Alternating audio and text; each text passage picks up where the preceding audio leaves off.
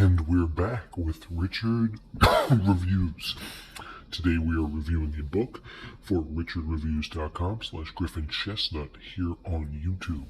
Griffin Chestnut being Richard's online YouTube alias, and today Richard is reviewing this piece for us. This piece which you can tell not from the cover, because Richard unfortunately lost the cover sometime in 2014.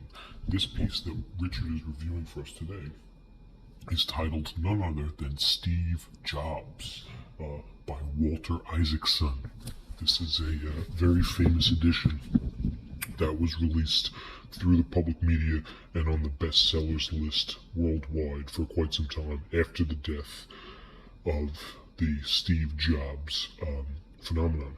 Now, Richard was not a fan of Steve Jobs before reading this piece, and he continued to not be a fan of Steve Jobs after reading this piece. With that being said, regardless of the subject in this piece, Richard exclaims this piece, this novel, is a very well illustrated bibliography of Sir Steve Jobs. So Richard gives this piece 2 thumbs up, as it does a great job of an authoritarian biblical point of view. Richard feels that Walter Isaacson does a fantastic job of at least illustrating the facts and the personal opinions of Sir Steve Jobs himself. Richard is not a fan of Steve Jobs, so he didn't let that alter his opinion of the piece. But he does have to say that there is some tight cream to this piece. There's some definite tight cream. And by that tight cream, Richard feels that there's some sort of a dilemma. Richard is not really a fan of the basketball player Meta World piece, especially after the sudden name change. And he understands that the epic brawl that has convoluted his sense of style since being on the Lakers has brought to an erroneous attention whether the taste be flamboyant or rather abstract.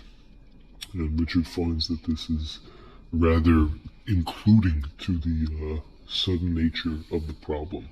This is neither a help on words or a standard piece project that Richard feels is no longer the collective stature of a type of round eclectic sausage in the middle of 2 buns. There is some cream left over and some milky cream as well. And Richard's going to get into that when he talks about Mr. Walter Isaacson himself.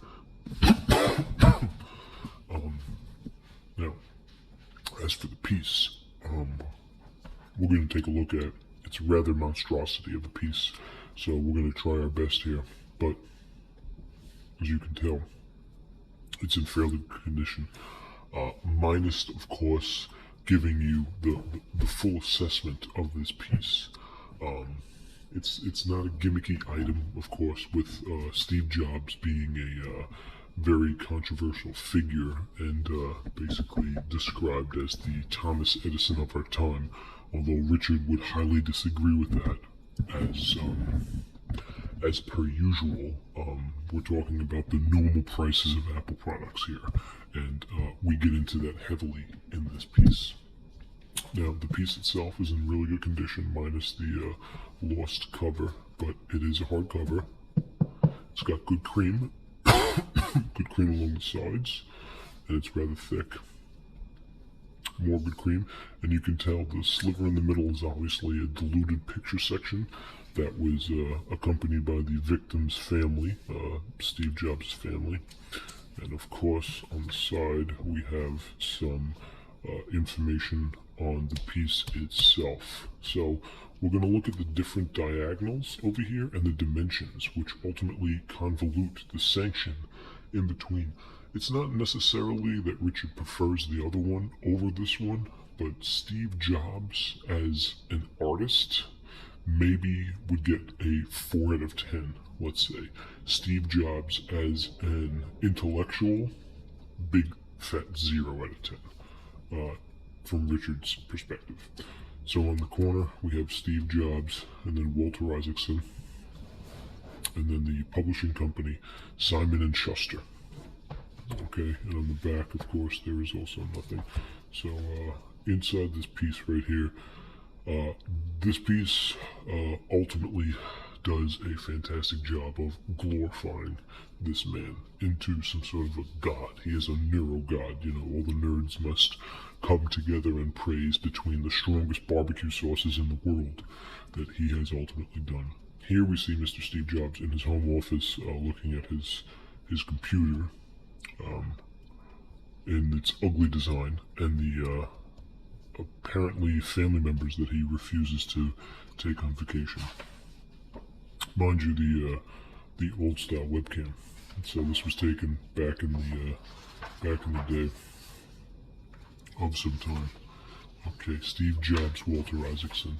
This is really who are a basic stature of what you think you could get into in terms of creating a company as big as Apple. No one is here saying Apple is not a good company. It's definitely one of the courageous of the type, but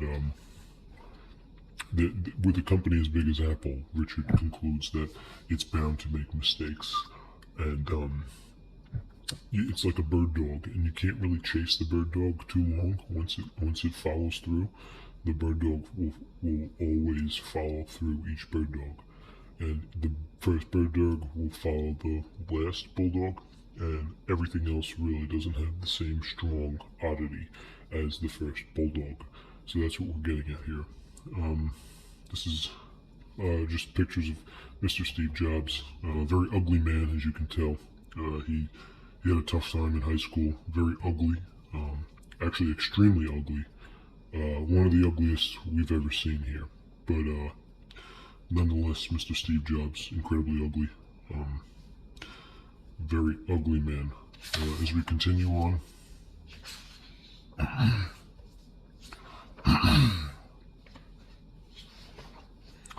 there's really not much to say about his childhood other than he was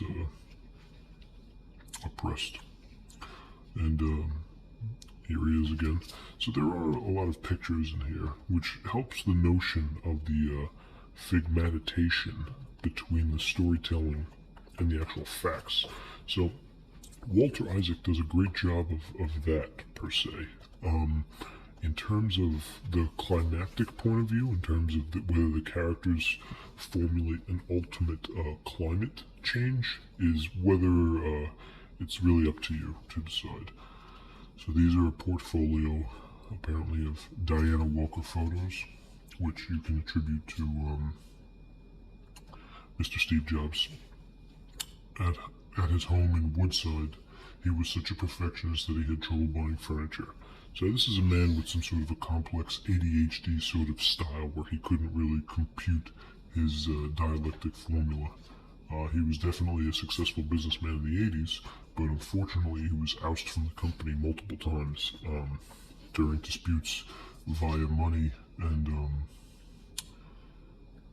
corrosive marriages, which can be illustrated here.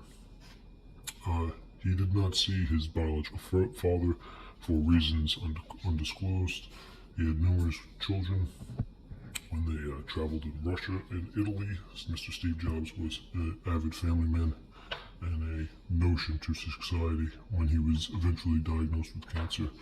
One could easily argue that it was actually his work that killed him, since he was such a workaholic, and that ultimately led a fair amount of stress on this man. And at the end, we also have the same picture, printout from the front. So, official page count, we're going to jump in the index right here, and we have it at 617. So we're going to say Steve Jobs, novel piece by Walter Isaacson, is rounded off at 630. And that's all Richard has for you today. Catch Richard next time with his next review that he'll be uploading on Tuesday. Thank you, ladies and gentlemen.